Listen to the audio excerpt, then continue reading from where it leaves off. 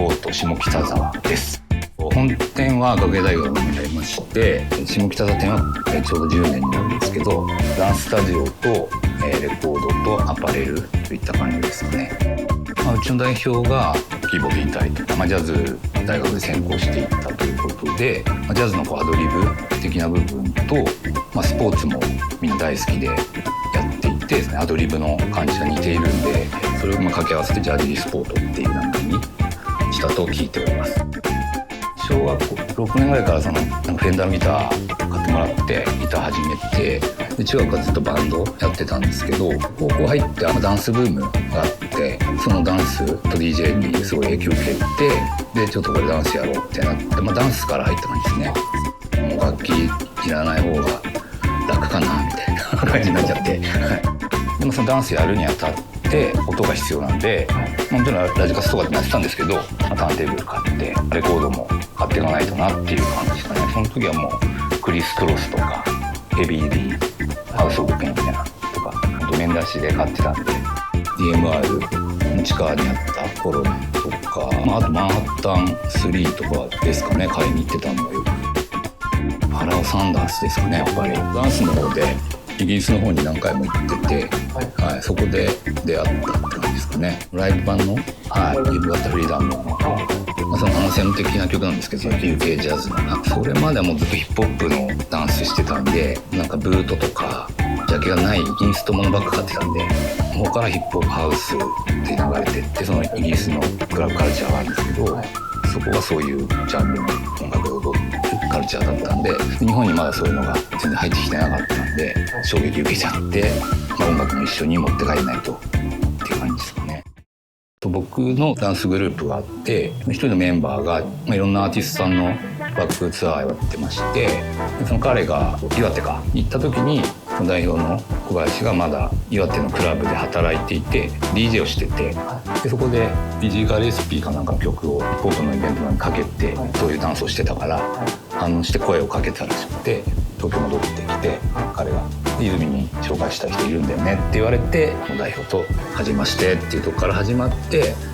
で僕はその当時毎月六本木でジャズのイベントをやってたんですよ。でそこのレギュラー DJ に誘って彼を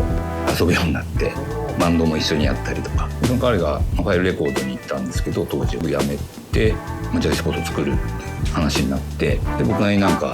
ろいろ模索してたんで、そのダンスだけじゃなくてダンスの周りのものというか、を一個につなげていけないかなみたいなことで参加した感じですね、立ち上げから。下北ここ作る前は東北沢の駅で6年ぐらいダンススタジオだけをやってたんですよ。下北に行ってやるようになってからはやっぱ地域のニーズに合わせたいなと思って、あんまりジャジースポットだからこういうダンサーとか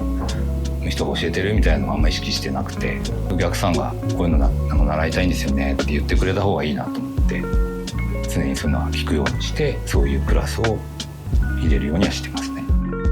僕も月に2回ぐらいは教えてます。 UK ジャズって言われてるいわゆるステップ系のイギリス発祥のクラブカルチャー教えてますね。キッズが7割ぐらいかな。下は3歳、上の方はもう僕より年上の方も通ってますね。60代の方もいますね。スタジオでございます。普段DJ パーティーとかもやったりするんで、ブースごとを動かしたり、このまま、やりながら DJ しながらみんな踊ってたりみたいな練習会みたいなのだったりもやったりしてますね。ニューヨークとかイギリスにボンボンってまとめて行った時あって、ちょっとやっぱ狭い方が好きだなみたいな、情報もすぐ伝わるし、イギリスの狭さ歩いてもう回れちゃうみたいな方にやっぱりちょっと自分に合ってるなっていう感覚があって、下北の感じもすごい近いなと、ゴミゴミしてて全部歩いて回れちゃうっていうか、それが結構好きなのかなっていう感じですけどね。一応僕の中では最優先してるその踊れるジャズっていうのが一応テーマにあって、自然の時にいろいろ聞いて、これはもういいなと思ったら絶対仕入れてるんですけど、ハウス、ヒップホップ、UK ジャズっていうところですかね。上の餌箱棚は全部新譜になってまして、アルファベット順でヒップホップ、ジャンルで分けたりしてるんですが、あとレーベル手掛けてたり、アーティスト J ディラ、マッドリブっていう感じで、下が中古、はい、になってますね。特にオリジナル版が多いでちょっと高めのものかな。はい、僕的にはジャッキー・ミッチョ好きですけど、はい、オーガスタ・スパートルとか、こちらおすすめです。はい、はい、ちょっと最近のおすすめの中古、はい、割とジャンルレスですけど、ヒップホップ毎週足してて、ハウスからヒップホップ、ディスコ、いろいろですね。はい、こっちは割と、向こうは割とヒップホップ多めで、こっちはレーベル中心っていう部分と、ニュージャズとかヌーソウル、特にこの辺はもう踊れる音楽揃っております。はい、CD は割とジャジースポートから出してるものがバババッとあって、ジャジースポートのアーティスト、はい、ザ・ビーツ、ブラマンクっていう感じでこう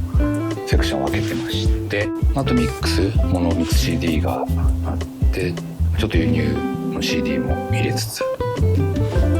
こは毎週入ってくる新譜を主にバッと出す感じにはなってるんですけど、そのスタッフの感覚でやっていいよみたいなこともあるんで、今は割と上の棚がジャズメインで、こういう感じでジャンル、見やすいようにはある程度なってる感じですかね。はい、ブロークンビーツのコンピレーションかなんですけどね、全体通して、踊れるなみたいなのがやっぱりどうしても勝っちゃうんですけど、結局音楽の聴き方がどうしてもそういう風にまずはなっちゃうんで、DJ してることもあるから余計に DJ も踊らせるものばっかり、ラウンジとかあんまりやらないんで意識しちゃうことが先に来ちゃいますね。各店コンセプトというか内容もアパレルも置いてるもの違うんで、うちはアパレルも結構多い方、そのデザイナー人間が割と力を入れてるところもあったりとかで、音楽ネタはどこもあるんですけど、それ以外のスポーティーなテニスの T シャツとかバレーボールとか多分下北しか置いてないのかな。レベルのジャジースポート T シャツ、これはコラボですかね。モーランドさんとムーディーマンですね。はい、はい、こっちは今その横浜店館内にあるジャジースポートナーセリーズのポップアップじゃないですか、そのちょっとプッシュした向こうでちょっとリリースしたテープがあるんで、横浜店はグリーンも売ってるんで、グリーンショップと、レコード、そっちの店長がグリーンの仕事しているんで、そんなセクションです。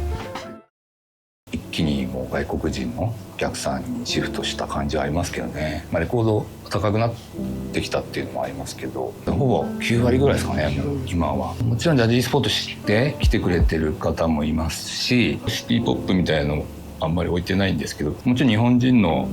いいなんかレコメンドあるかみたいな質問は結構されますけど、昔のやつとか特にデッドストックっぽくなってるものはやっぱ探しに来る方はいますね。なんかフェス、外国人の方での帰りとかなのか行きなのか、こんなちょっと積み上げちゃってと聞いて踊ってる、でそこでビール買えちゃうんで、それで余計に一人クラブ状態になっちゃってるお客さんはいましたね。はい、さすがに帰ってくれとも言えないんでもう楽しんでくださいみたいな。はい、自分が好きなものとかを共有できて、それがねちゃんとソールドアウトになったりっていうのは嬉しいですよね。これいい曲なのになって思ってなかなか売れないと、やっぱなんで売れないんだろうみたいなとこもあったりするんで、レコード店としては僕はもう後からそうやって始めたような感じなんで、レコード屋さんをやってるっていうよりはレコードを置いてるっていう感覚でレコードの店をやってる方なんで、逆に今やっぱり下北沢もなかなかダンススタジオ少ない方だと思うんで、こっちのスタジオの方でもうちょっと広げていきたいなっていうのはありますけどね。やっぱり